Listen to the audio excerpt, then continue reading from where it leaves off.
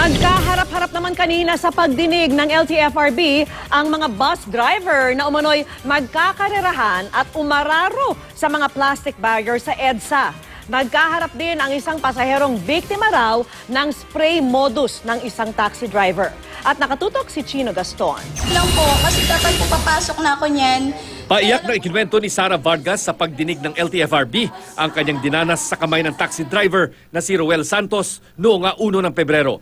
Alas 5 raw ng umaga, nagpahatid siya mula sa Aurora Avenue tungo sa Pitwason sa Quezon City nang mapansing may ini-spray ang driver sa aircon ng sasakyan.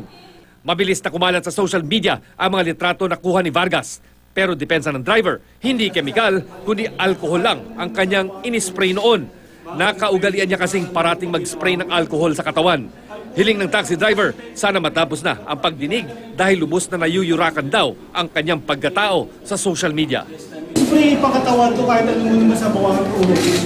Ma-refreshing ang paramdam mo pag ginawa mo yan. Alcohol yan, pang sanitize na lang yan. Bukod sa taxi driver, dumalo rin sa pagdinig ang operator ng long road taxi. Pero hindi ito nagbigay ng pahayag. Titimbangin pa ng LTFRB ang salaysay ng dalawa bago magbaba ng desisyon kung anong aksyon ang kanilang gagawin. Sa isa pang pagdinig, kaugnay naman ang pag-araron sa plastic barrier sa EDSA, muling pinadalo ang driver ng Joanna Jesh bus na si Roel Labin. Napag-alaman sa hearing na 3 beses palang bumagsak sa driver's exam si Labin bago nabigyan ng professional driver's license. Dumalo rin ang driver ng Johans bus na si Armando Quinza, ang nakagitgitan daw ng bus ng Joanna Jesh sa video. Depensa ng mga driver, hindi sila nagkakarera, kundi nagkagulatan lang daw nang magdikit ang dalawang bus.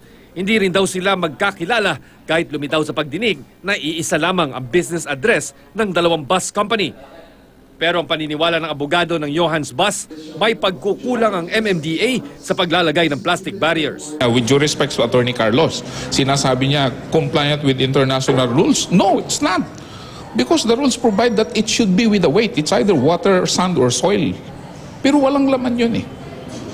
Ang dahilan daw nila para madaling buhatin. So katamaran yun. Binigyan ng 10 araw ng LTFRB ang dalawang bus company na magsumite ng argumento kung bakit hindi sila dapat patawan ng parusa.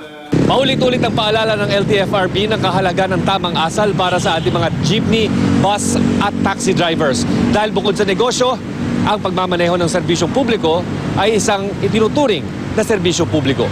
Chino Gaston, nakatutok, 24 oras.